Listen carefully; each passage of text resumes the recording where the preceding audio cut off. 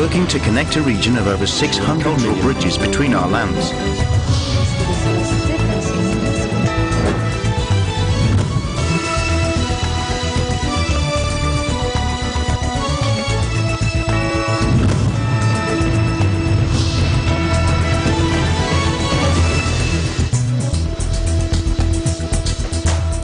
Hello and welcome to ASEAN in Focus. I'm Alma Angeles, delivering to you the latest news in and around the ASEAN region on today's headlines. The number of deaths being blamed on Tropical Depression Usman is being validated by the National Disaster Risk Reduction and Management Council has climbed to 85. Singapore and Malaysia foreign ministers will meet in Singapore on January 8. It comes as the two countries are locked in a dispute over territorial waters and airspace.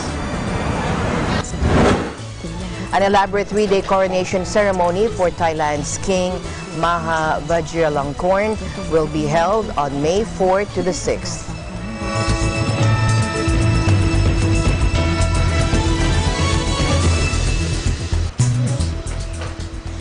The number of deaths being blamed on Tropical Depression Usman and is being validated now by the National Disaster Risk Reduction and Management Council has climbed to 85.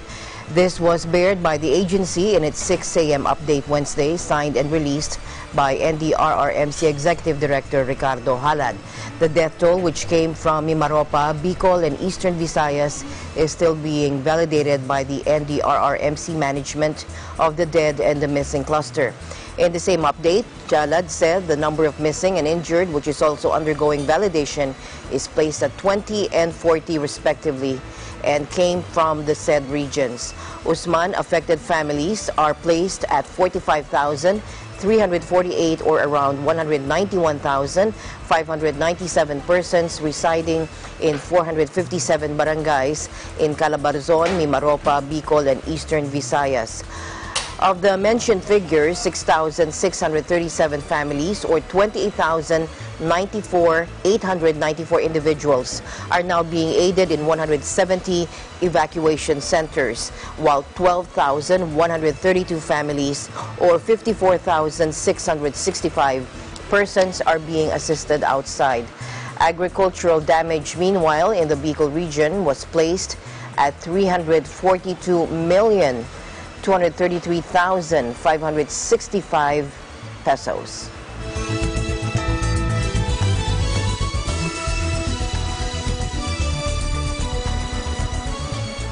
Meanwhile, the European Union and Japan sent condolences to the Philippines and the bereaved families of those who perished in the onslaught of Tropical Cyclone Usman. It brought heavy rainfall and triggered landslides in the Mimaropa, Bicol, and Central Visayas regions days before New Year's celebration. In a statement sent to the media, Japanese Ambassador Koji Haneda and EU Ambassador Franz Jessen offered sincerest condolences and prayers to the kin of those killed during the storm or due to the storm.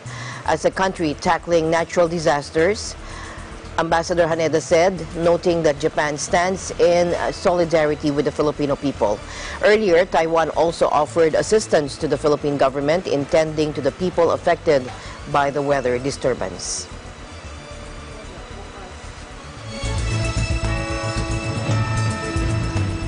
The Japanese government and the European Union stood in solidarity with the Philippines following the mall bombing in Cotabato City that killed 2 and injured scores of others on Monday. As the country strongly condemning violent extremism, Japan stands in solidarity with the government and the people of the Philippines, according to Japanese Ambassador Koji Haneda in a statement. EU Ambassador Franz Jessen, meanwhile, said his thoughts and prayers go to the victims as he reiterated the bloc support to the ongoing peace process in Mindanao. A homemade bomb on Monday ripped through the front entrance door of South Seas Mall in Cotabato City and killed 2 people and wounded dozens of others. Another improvised explosive device was also recovered on the same day at the mall's baggage counter at the 2nd floor. Now, according to reports, one of the casualties was a staff of the Bangsamoro Transition Commission. The bombing came weeks before the holding of the Bangsamoro Organic Law plebiscite on January 21.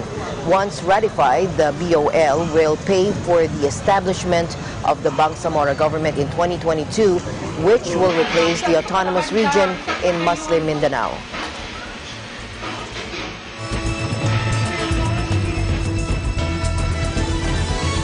In other news in the region, Singapore and Malaysia's foreign ministers will meet in Singapore on January 8, according to Singapore's Ministry of Foreign Affairs on Tuesday.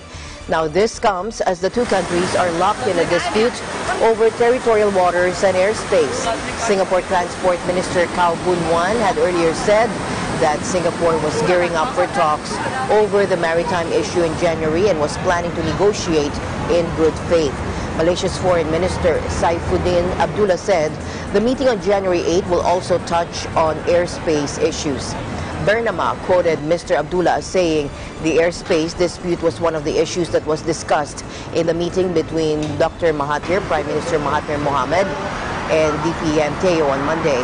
Prime Minister Lee Hsien Loong had said Singapore will calmly and constructively deal with disputes with Malaysia, adding that both countries must manage specific problems while preserving their overall relationship.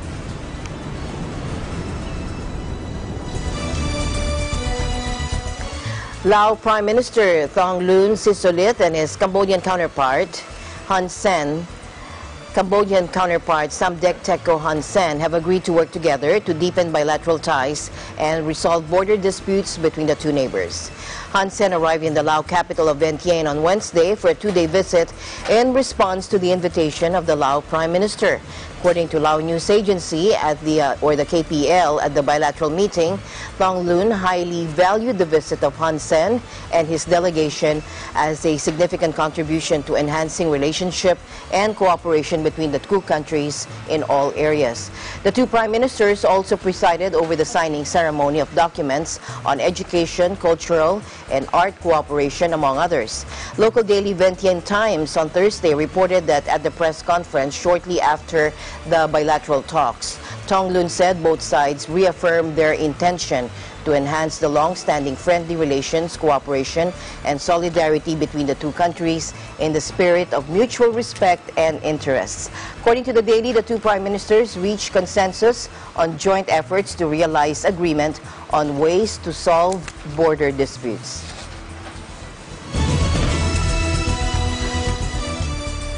In other news, Cambodia's brick-making factories are luring laborers by assuming crippling debts in exchange for long hours and low wages in a system that rights groups say amounts to modern-day slavery. Take a look.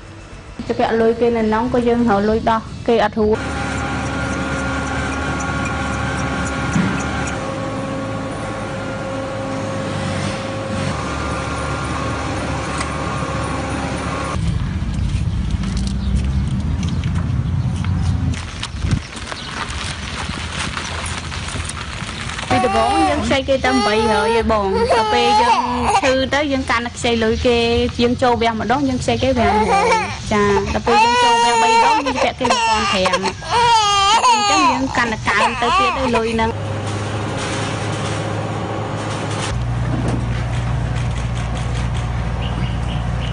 You know, you have older people whose children grew up in these factories, these children continuing this. So it's this whole generation.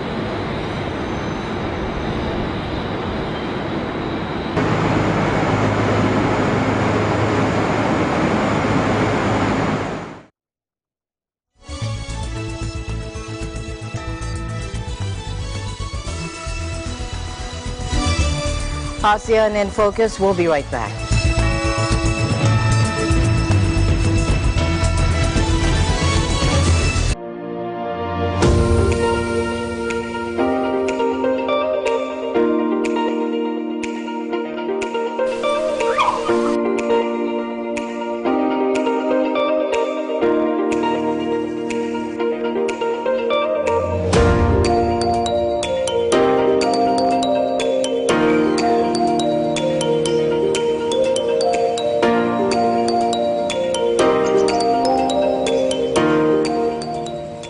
When visiting the Philippines, Manila or Quezon City is a popular destination. But oftentimes the hustle and bustle of the city can be more stressful on your vacation.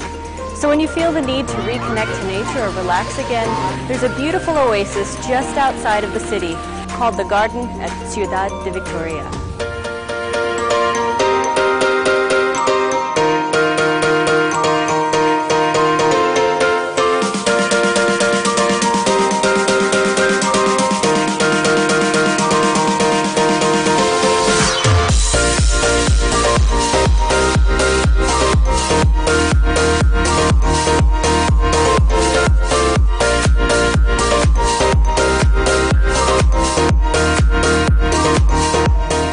Some of the species that you can see here include hydrangea, snapdragon, and stargazers. They're truly beautiful.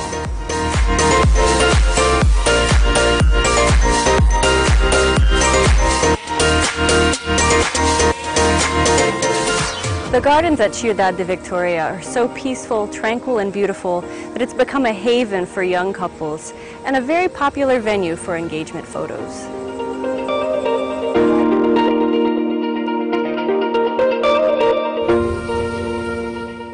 The next time you want an escape from the big city, the garden at Ciudad de Victoria is a wonderful place to visit.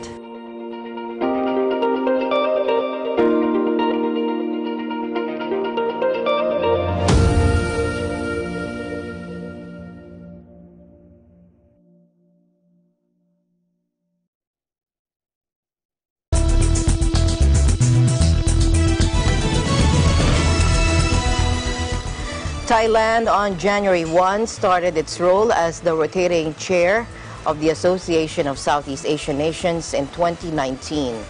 When receiving the role from Singapore at the ASEAN Summit back on November 13 to the 15th, 2018, Thai Prime Minister Prayut Chan-o-cha defined Advancing Partnership for Sustainability as the official theme for the year Thailand assumes the ASEAN chairmanship. Thai Foreign Minister Don Pramadwinai, in his speech on November 21, 2018, also emphasized the need to adapt to new conditions of ASEAN if the organization wants to be a modern regional community. ASEAN groups 10 countries, namely Brunei, Cambodia, Indonesia, Laos, Malaysia, Myanmar, the Philippines, Singapore, Thailand, and Vietnam. It's now the world's 6th largest economy with a population of 650 million and a GDP of nearly $3 trillion US. With ASEAN's increasing role and position, world powers like the US, Russia, and China have showed their desire to further develop relations with the bloc. To the Kingdom of Thailand. สวัสดีครับขอบคุณ Thank you, Your Excellency. In other news, the Philippine banking system has remained fundamentally strong despite having its share of challenges over the years, and 2018 proved to be no exception.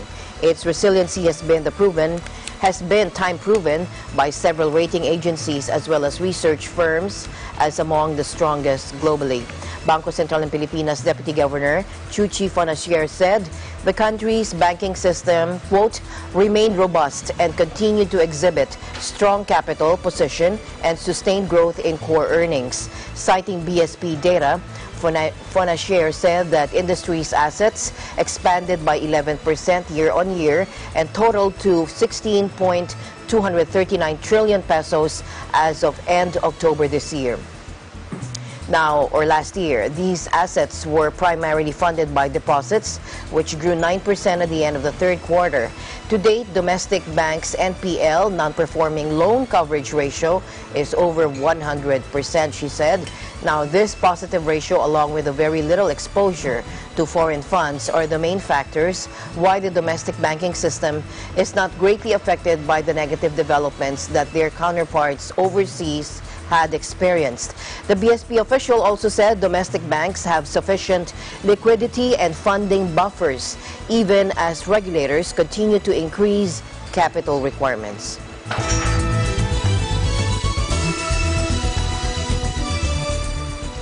Now, India has cut import duties on crude and refined palm oil effective Tuesday to comply with preferential trade pacts with Southeast Asian nations.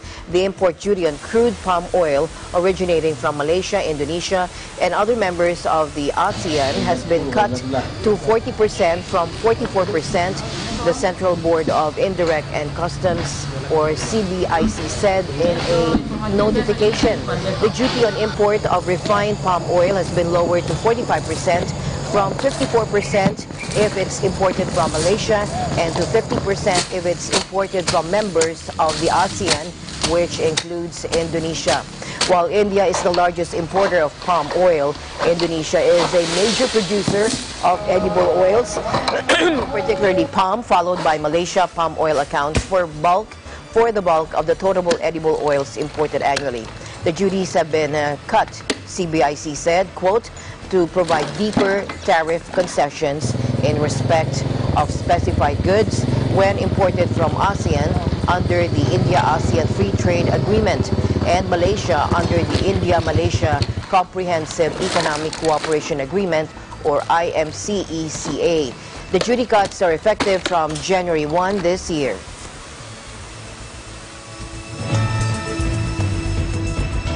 Indonesia ride-hailing company Gojek will finally begin operating in the Philippines, Singapore, and Thailand this year, fulfilling its plans for expansion in Southeast Asia and entering a market monopolized by regional rival Grab. The entry into the three countries comes after the company began operating in Vietnam, continuing the growth in its app-based ride-hailing service that was established 8 years ago, according to Jakarta Post. Gojek Sumatra Chapter Regional Corporate Communications Head Teku Parvinanda said the company began implementing its plans to expand in ASEAN countries and would continue the effort in 2019. Gojek has been penetrating the ASEAN region.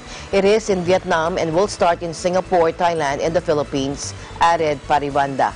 The company also touts its app-based GoFood meal delivery service as the largest in the world and which will likely make a foray into the ASEAN countries.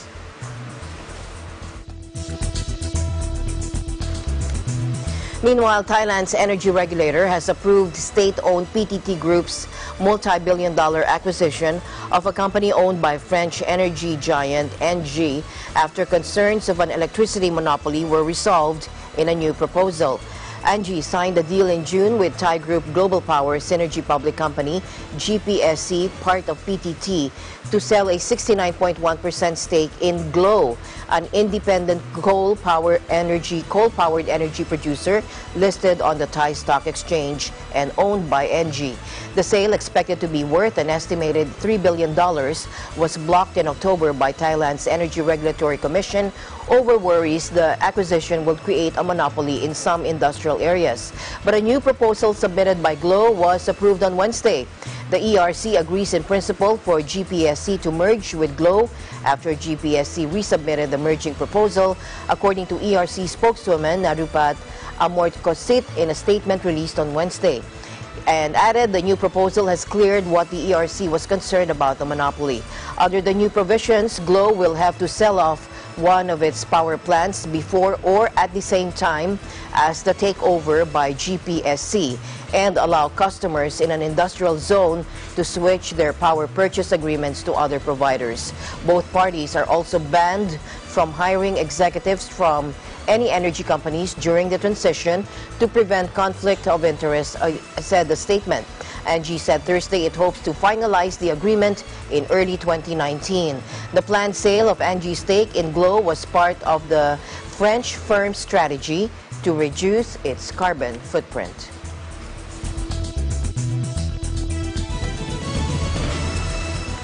And finally, in our news, an elaborate three-day coronation ceremony for His Excellency King Maha Vajiralongkorn will be held on May 4 to the 6th, according to the palace, and they announced this on Tuesday, nearly 2.5 years after the passing of his revered father, King Bhumibol Adulyadej.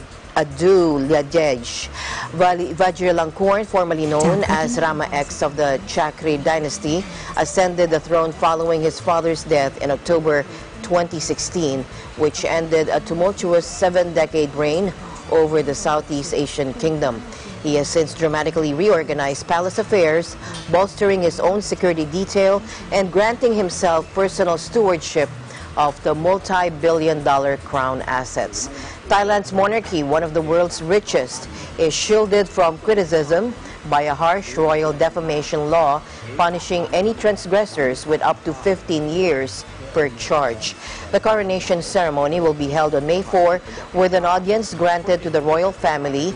Privy councillors and cabinet members explained. The following day, a ceremony will bestow the royal name according to traditions governing the monarchy. Then on May 6, the king will hold a grand audience with members of the public and diplomats. It will mark a dramatic year for Thailand. The country is poised to hold elections in early 2019, nearly 5 years after a junta seized power from the civilian government led by Prime Minister Yingluck Shinawatra. The junta, which is ultra-loyalist and portrays itself as the defender of the monarchy, says it took power to end corruption and money politics under successive civilian governments.